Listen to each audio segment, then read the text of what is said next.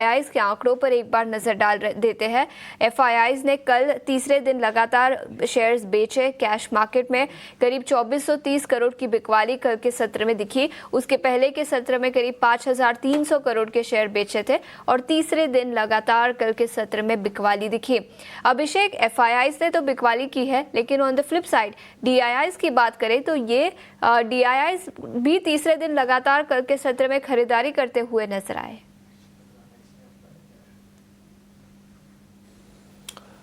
हाँ, तीसरे सत्र तो चलिए शेषा वैसे है क्योंकि बीच में एक दिन की सेल का फिगर आ गया था। अगर आप देखेंगे तो लगभग 28-30 दिन हो गए जब डीआईआईज लगातार बाइंग कर रहे हैं और डीआईआईज ने बाजार की जो अनिश्चितता वाली स्थिति थी तो बाजार थोड़े से जो नीचे आए थे उसमें मौके देखे हैं और वहां पर पैसे डिप्लॉय कर रहे हैं। लगातार उनसे सपोर्ट मिल भी रहा है और ये थोड़ी सी पुरानी प्रॉब्लम हो गई कि डीआईआईज तो बाइंग कर रहे हैं, एफआईआईज क्यों नहीं बाइंग कर रहे हैं। एफआईआईज को क्या प्रॉब्लम दिख रही है? सब कुछ तो ठीक अब है, अब तो कम से कम ठीक है, ऐसी कोई चैलेंजेस है नहीं। इस देश में ग्रोथ है, महंगाई कम है, टैक्स कलेक्शन के नंबर अच्छे हैं, पॉलिसी को लेकर स्थिरता है। अगर आप देखेंगे तो रेट कट का माहौल भी है। आरबीआई की तरफ से 1 परसेंटेज पॉइंट की कमी आ चुकी है इस साल रेपो रेट में। ट्रांसमिशन भी हम देख रहे हैं कि ठीक है। कंजम्पशन को बढ़ाने पर सरकार फोकस कर रही है। आरबीआई से हम देख रहे हैं कि लिक्विडिटी को लेकर लगातार अच्छे फैसले हो रहे हैं। जो कैपेक्स जो स्टॉल्ड था पिछले 3 तिमाहियों तक, वो कैपेक्स आ रहा है और सरकार का खर्च बढ़ते हुए हम देख रहे हैं। आरबीआई ने बढ़िया सरप्लस डिविडेंड ट्रांसफर किया था सरकार को, सब कुछ ठीक तो है। फिर एफआईआईज क्यों है दूर, थोड़ा सा ये समझ से परे हैं। एक चीज़ हो सकती है कि हमने देखा था कि जो निफ्टी का जो पी था वो करीब करीब 21-22 के रेंज में चला गया था, 6 महीने के हाइस पर था वो, थोड़ा सा वो कंसर्न हो सकता है। लेकिन अब ये है कि हाँ, अगर जहाँ पर ग्रोथ होगी थोड़े से हम देख रहे हैं कि मार्केट ऊपर जाएंगे तो वैल्यूएशन तो ऊपर जाएंगे ही जाएंगे, ये एक चीज़ है। देखते हैं कि एफआईआईज की वापसी कब होती है, होनी तो है, इसमें कोई दो राय नहीं है, आएंगे एफआईआईज लौट के।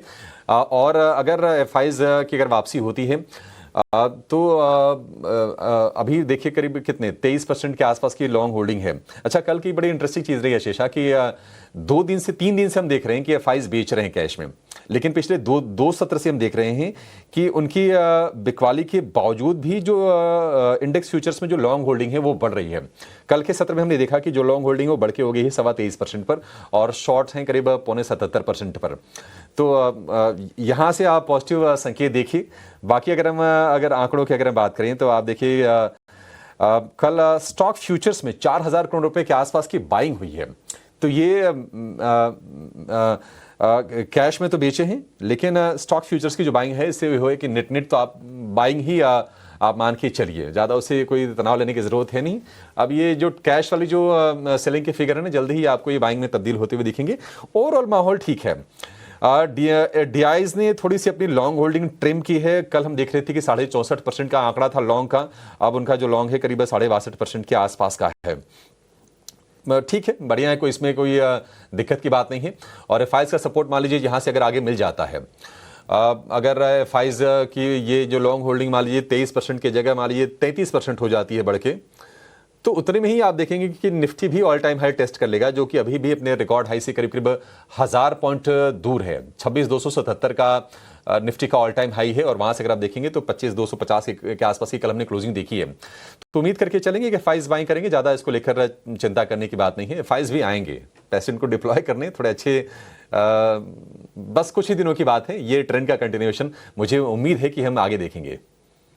बिल्कुल, तो ये एफआईआईज और डीआईआईज के आंकड़े और उसमें किस तरह के बदलाव हुए हैं वो हमने आपके सामने रखे। लेकिन इंडेक्स लेवल की भी चर्चा कर लेते हैं, बैंक निफ्टी की बात करेंगे, लेकिन उसके पहले निफ्टी, याद रखें कल के सत्र में तेजी दिखी। इनफैक्ट कल के सत्र में ही नहीं, जब से यूएस प्रेसिडेंट डोनाल्ड ट्रंप ने सीज फायर की बात की है ईरान और इसराइल के बीच, तब से अच्छा खासा मूव भारतीय बाजार, ग्लोबल मार्केट्स में भी दिखा है, लेकिन भारतीय बाजारों में भी पॉजिटिव एक्शन दिखा है। इनफैक्ट 23 जून के लोस की बात करें 24,970 के आसपास 23 जून को निफ्टी था। उसके बाद पिछले 3-4 दिनों में अच्छी खासी तेजी, अब 25,250 के लेवल्स के आसपास कल निफ्टी बंद होता हुआ नजर आया था। अभिषेक, काफी अच्छा मोमेंटम पिछले कुछ दिनों में दिखा है, लेकिन कौन से लेवल्स पर अब नजर रखनी चाहिए और क्या ये मोमेंटम अगले कुछ दिनों तक बरकरार रहेगा?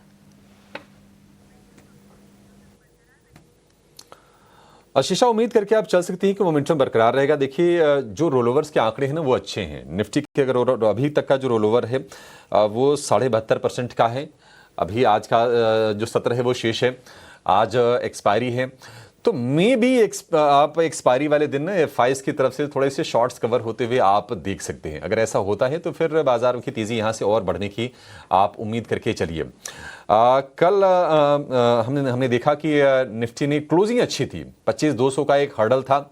हालांकि क्या है कि अब हम एक्सपायरी के नज़दीक है ना, तो आपको दिखेगा कि हर 100 पॉइंट पर एक आपको बाधा दिखाई देगी इंडेक्स के लिए।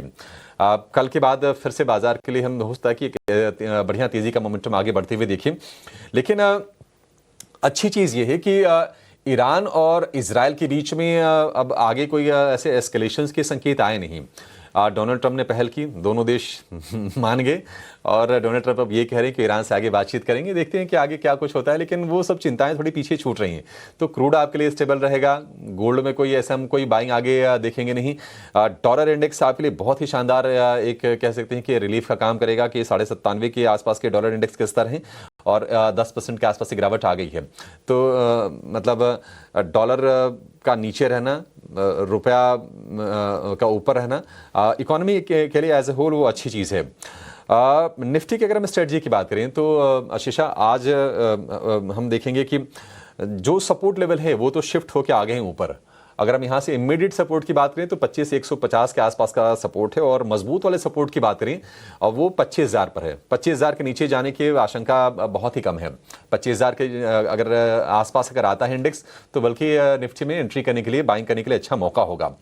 क्लोजिंग कल की अच्छी रही है, लेकिन यहाँ से अगर हम रेजिस्टेंस की बात करें तो 23,325 के लेवल पर एक छोटा सा रेजिस्टेंस दिख रहा है। अगर उसको पार कर लेता है तो 25,500 तक की तेजी के लिए आप तैयार हो जाएगा। बाय ऑन डिप्स का ही मार्केट है, इसमें कोई दो राय नहीं है। और 25,050 से लेकर 25,150 की ये जो रेंज है ये फिलहाल खरीदारी के लिए ठीक ठाक दिख रही है।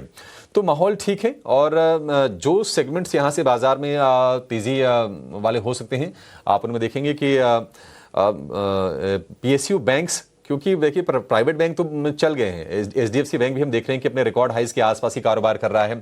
थोड़े डाइवर्जन भी हैं दोनों बैंक में। तो सरकारी बैंक हो गए, केमिकल वाले खेमा कलेक्टिव था, केमिकल वाले शेयरों में मुझे लगता है कि तेजी आगे जारी रहेगी। और ऑयल रिलेटेड अभी बहुत मतलब आप पेंट पे, टायर वाले स्टॉक्स पे आप फोकस करके चल सकते हैं, वहां पर बाइंग के मौके मिलेंगे। यहां से रफली 2 हफ्ते बाद देखिए नतीजों पर फोकस शिफ्ट हो जाएगा आशीषा।